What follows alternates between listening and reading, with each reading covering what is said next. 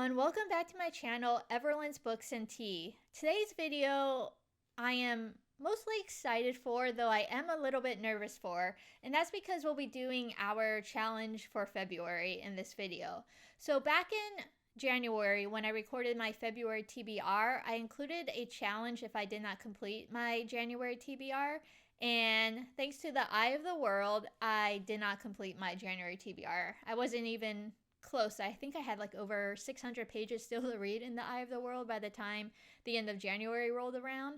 So what that means is we will be doing our February challenge. So today what we'll be doing is playing Timeguesser, which is an online photo challenge game where they give you 5 photos a day and you have to guess where the photo was taken and what year the photo was taken in. So how this is going to work is that we're randomly going to choose one of the 5 photos for today, and whatever year that photo is taken in, we are going to have to find a book that's published in that year, and that will be the book that we'll read for this challenge. So we could get anything from 1920s all the way up to current.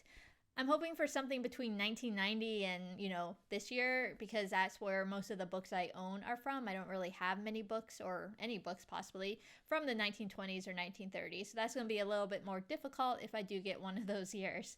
So we'll see what happens. The one rule I'm going to add is if the photo was taken from the earliest year that you can select in this challenge, then I'm going to allow myself to either read a book from that year or any early years, just in case I want to read a book from 1887 instead of 1920. But otherwise, we'll be sticking to whatever year the photo was taken in. So,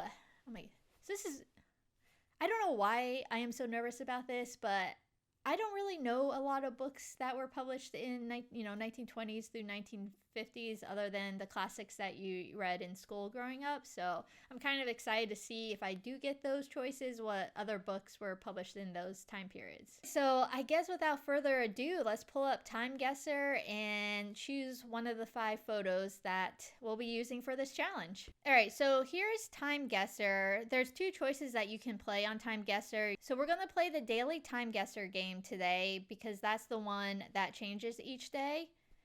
So before we pull it up, let's choose a random number 1 through 5. I'm just going to do that on my watch, I guess. Hey Siri, choose a random number 1 through 5. It's 4. All right, so Siri chose 4. All right, so I guess we'll be using photo number 4. So let's just quickly scroll through the first 3 so we can get to the all-important photo number 4. So here is photo number 4. It looks like we have a bunch of cars just kind of driving all over the place in this intersection. It is in color, so that makes me think it's a more recent year. We're not going to be in the 1905, 1920s or anything like that. Now there's a lot of the streets that are coming together. I'm guessing this is, so we're going to start with the year. We're going to say this is like 50? Maybe earlier than that. Let's go with 1970. That sounds reasonable. And honestly, I have no idea where this photo is taking place. So we're just going to say Paris because it was right in front of me. And we're going to go with that. And make our guess and find out what year we're in. 1975, and it was in Paris. Look at that. That's probably the best I have ever done in this game. So I felt like it may be Paris because I know Paris has a lot of intersections that kind of come together like this in a big circle-ish intersection, I guess you could say. But the more important thing is we are going to be reading a book that was published in 1975. So now it's time to figure out what that book is going to be. I haven't actually figured out how I'm going to do this. I'm going to quickly look through some of my TBR cart books. I don't think I have one published from 1975 as a physical book, but let me take a quick glance through and we'll see what I have over there. So I looked through my books on my TBR cart, and I actually found 3 books that were published before 1990, and they were all children's or young adult, I think mostly children/middle grade novels. So I first picked up Many Waters by Madeline L. Engel. This is a spin-off of the Wrinkle in Time series. It follows the main character's brothers. This was actually published in 1986, so it was 11 years too late, but we are narrowing into 1975. I then picked up Oversea Under Stone by Suzanne Cooper, but I overshot 1975 at this point and ended up in 1965, so almost there again, but 10 years away in the other direction. But then third time was The Charm. I picked up Below the Root by Zilpha Keatley Snyder. This is a middle grade science fiction / fantasy novel. It's the first book in her Green Sky trilogy. So Zilpha Keatley Snyder is a 3-time Newbery Honor Book Award winner. She published books from 1964 all the way through 2000 through the early 2000s. And this book was published in 1975. And there is the proof. So this will be the book that we're reading for the challenge. Below the Roots, which is the first book again in the Green Sky trilogy, is set on this alternative planet named Green Sky and follows this society that's supposed to be kind of like a utopia society, but of course underneath there's things that aren't just quite right. So I'm excited. I'm excited that this is going to be the book that we're reading for the challenge. It's going to be a nice quick read. It's only a little over 200 pages and the words are on the larger side since it is a middle grade book, so it shouldn't take too long to get through this. So I think this is going to be a fun read. It takes place on this alternative planet named Green Sky where the people who live there are known as the Kinder, and they are ruled by this elite class known as the Olzon. And then as children, all the Kinder children have these psychic abilities that are given to them by the spirit force. And when they turn 13, the Olzon ends up giving each of the children the occupation that they're going to have for the rest of their lives into adulthood. And out of all the children turning 13 that year, 2 of them are chosen to join the ranks of the Olzon, and usually they are the ones with the strongest spirit force because the Olzons are the only ones that are allowed to carry on their psychic abilities once they reach adulthood.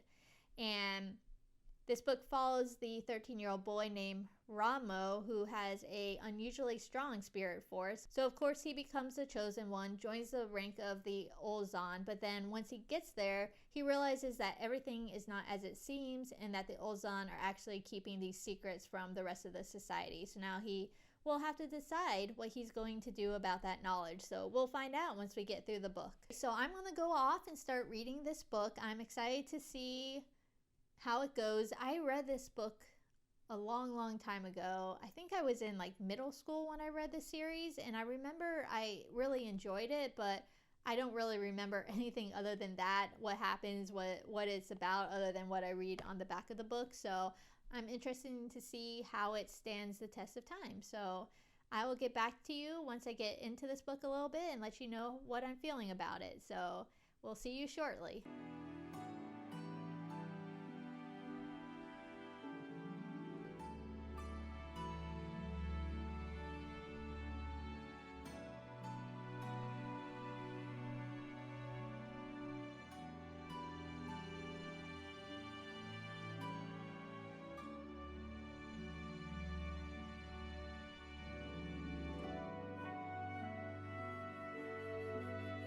Hey everyone!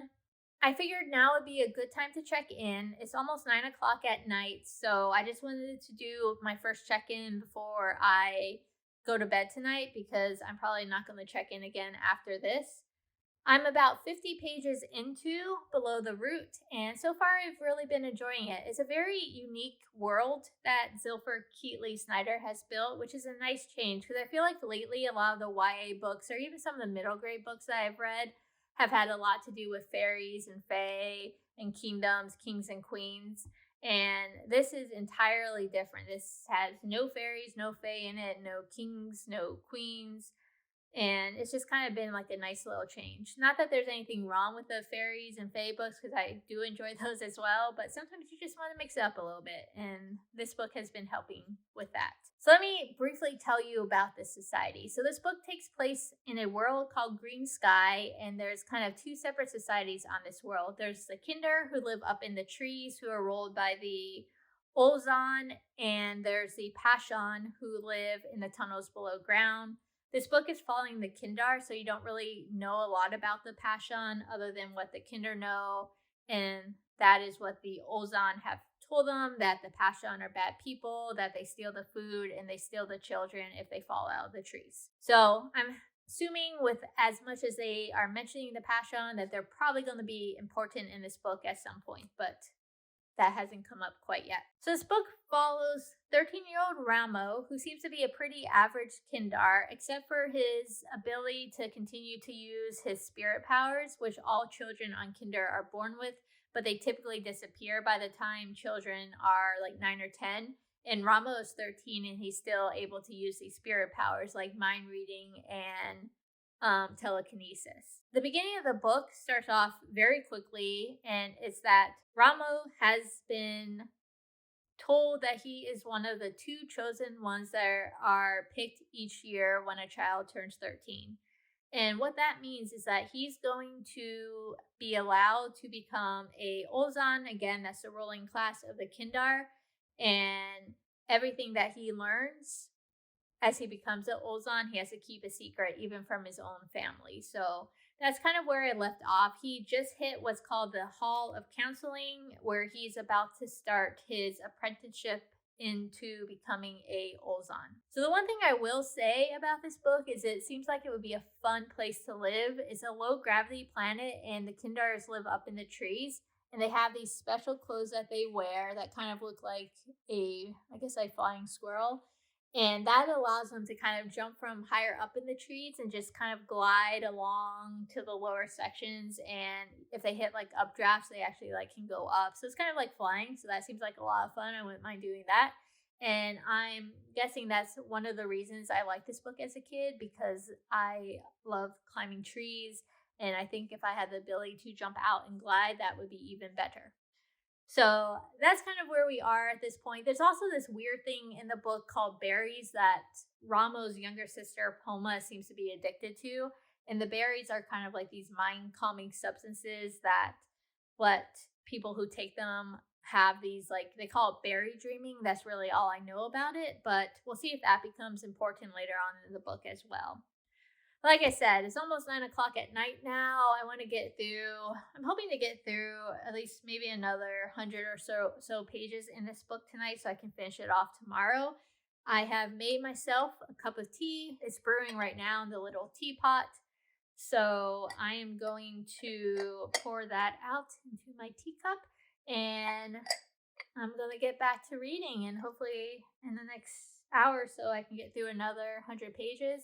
It's a pretty quick read. The pages are pretty small and the words are pretty big, so the 50 pages didn't take me too long to get through. So I think I can get through another 100 pages tonight and then finish it off tomorrow. So I'm going to get back to reading, and I will check back in with you tomorrow and let you know what I found out about these berries and about how Ramo is doing in his Ozan apprenticeship. So I'll see you then.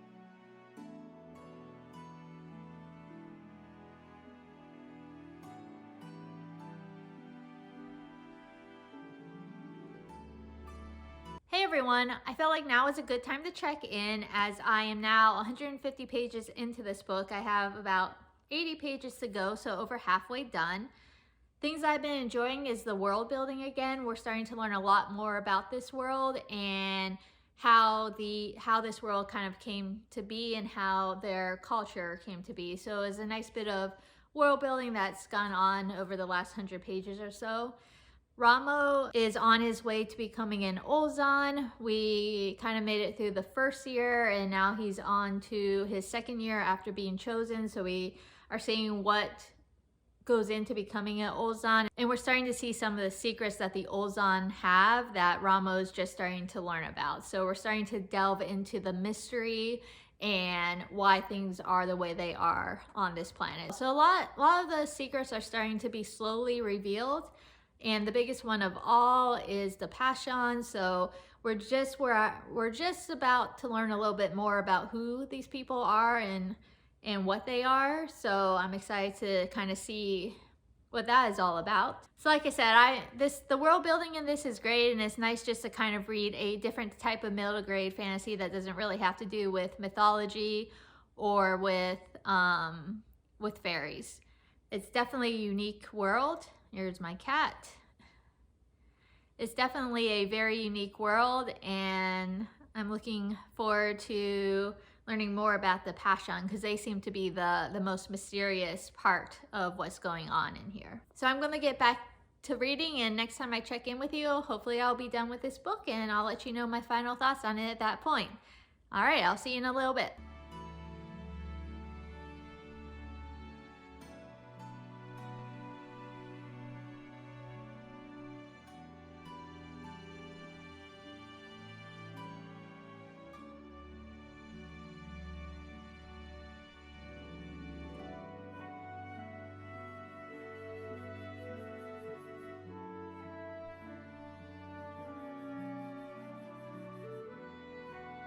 So I finished the book Below the Root by Zilpha Keatley Snyder. Overall, I enjoyed it. It wasn't anything that, I was super excited about, but I would give it probably a 3.75 out of 5. Bumped up from a 3.5 just due to the kind of world building and uniqueness of the story. For a middle grade book, I think it was well written, and I liked the plot of the book, and I liked how the book kind of concluded with solving all the mysteries that were in this book while leaving a new mystery open that makes you want to go read the next book in the series to find out what happens next.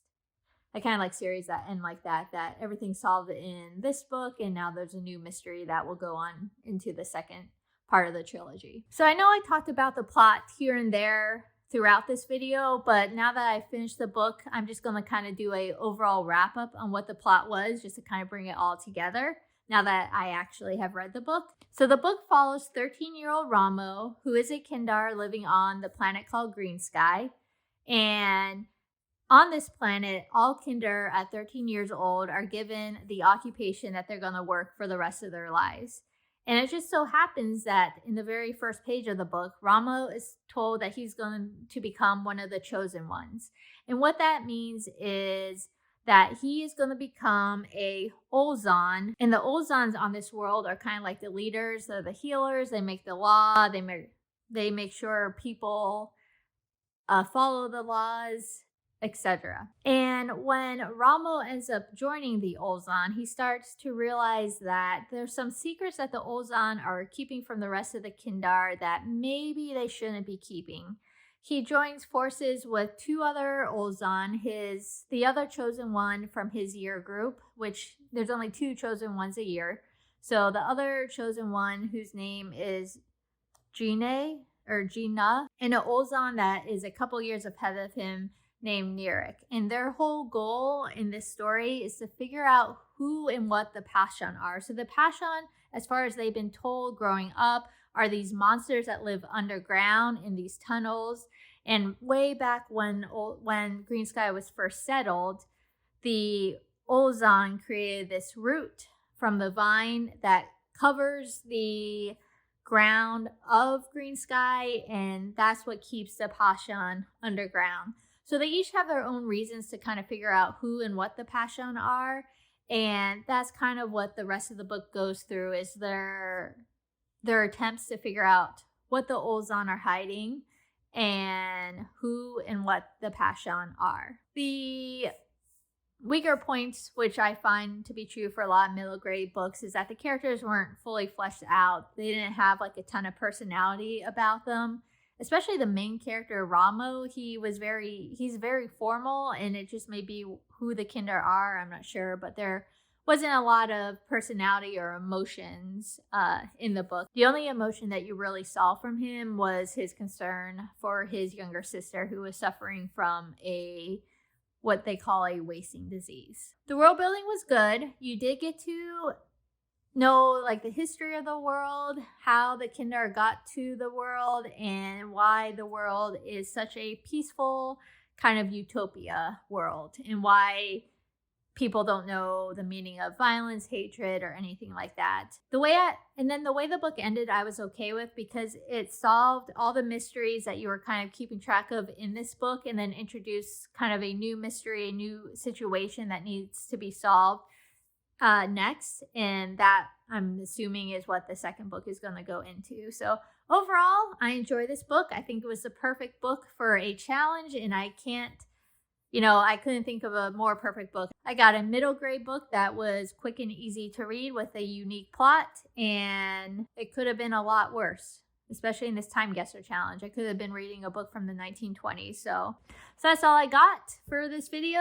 Again, this was Below the Root by Zilpha Keatley Snyder, and it's book 1 in her Green Sky trilogy. It was published back in 1975, so it's been out for, almost 50 years now. So not too bad. So my next video will be my March TBR video. I am not doing great in my February TBR. I'm definitely not going to complete all 7 prompts this month. I can tell you that for sure, since I just started prompts 4 and 5, and I think we're on February 24th. So we'll be choosing a challenge that we'll be doing in March, and I can only hope that is as easy as this one was, but we will see. So stay tuned for that video, and I will see you next time. Take care.